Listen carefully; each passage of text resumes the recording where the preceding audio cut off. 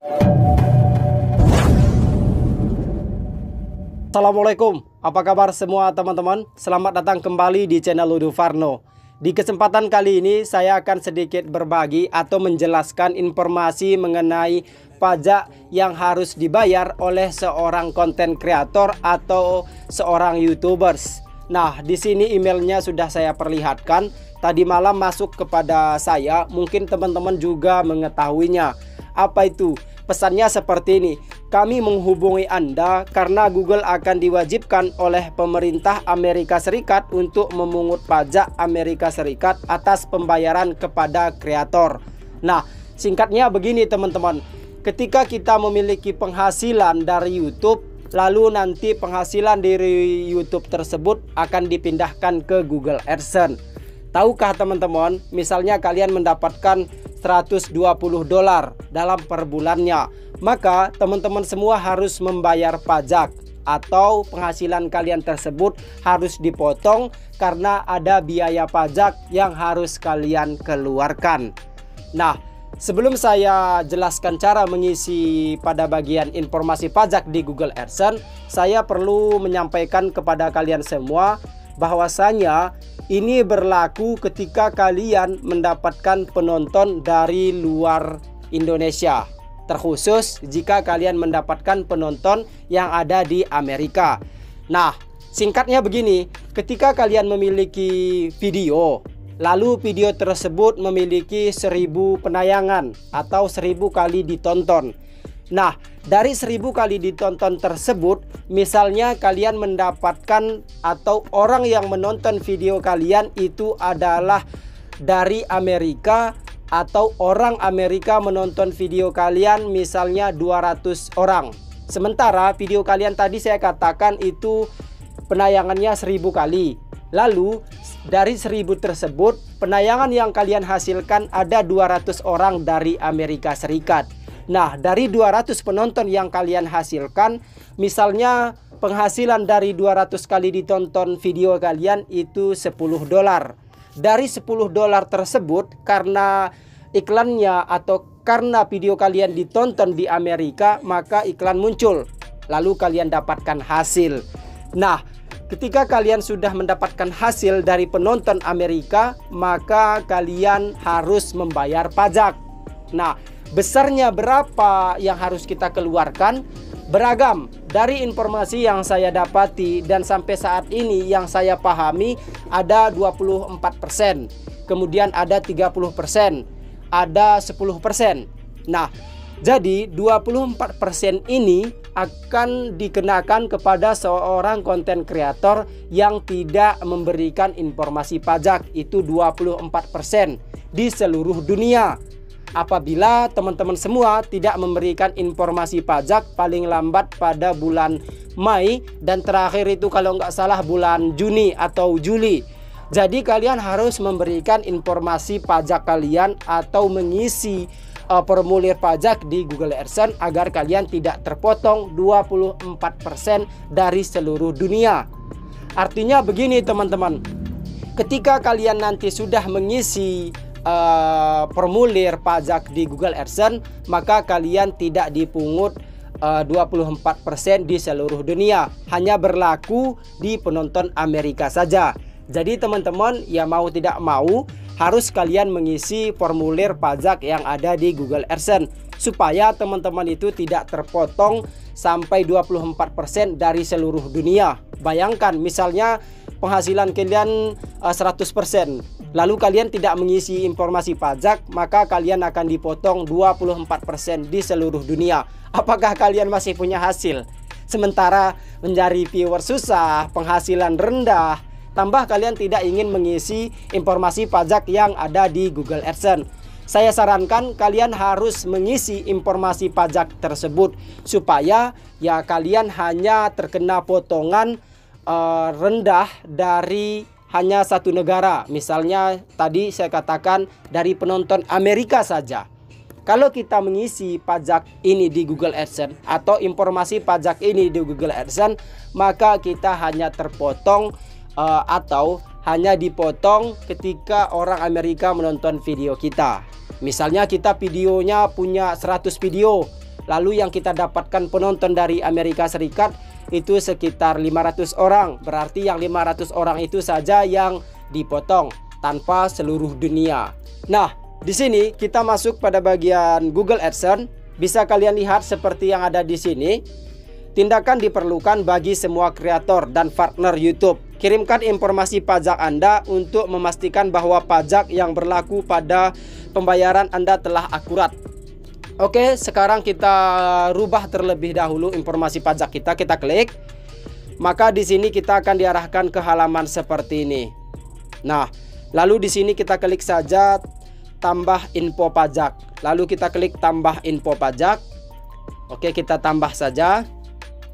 Lalu di sini kita login menggunakan akun Google kita, teman-teman. Nah, lalu di sini apa jenis akun? Lalu teman-teman semua pilih saja perorangan, ya, karena kita perorangan. Lalu teman-teman semua klik saja pada bagian berikutnya. Oke, lalu muncul halaman seperti ini. Apakah Anda warga negara atau penduduk Amerika Serikat? Katakan saja tidak. Lalu kita klik tidak. Lalu kemudian klik berikutnya. Nah, kemudian muncul halaman seperti ini. Pilih jenis formulir pajak W-8 berdasarkan jawaban yang telah dipilih sebelumnya. Formulir W8 diperlukan. Nah, kalian klik saja pada bagian yang nomor 1. Formulir ini paling sering digunakan oleh individu non-AS. Kalian klik. Lalu scroll ke bawah, klik mulai formulir. Kalian klik. Maka selanjutnya kalian akan diarahkan ke tampilan halaman seperti ini. Nah, jadi teman-teman, begini cara mengisinya setelah tadi kalian mendengarkan penjelasan yang saya sampaikan. Nah, teman-teman, lalu kalian isi di sini nama lengkap kalian. Kemudian di sini kalian klik negara pengguna. Jadi di sini kita pilih saja pada bagian negara pengguna yaitu Indonesia. Nah, teman-teman harus ikuti dengan benar dan kalian harus memahami apa yang saya sampaikan ini.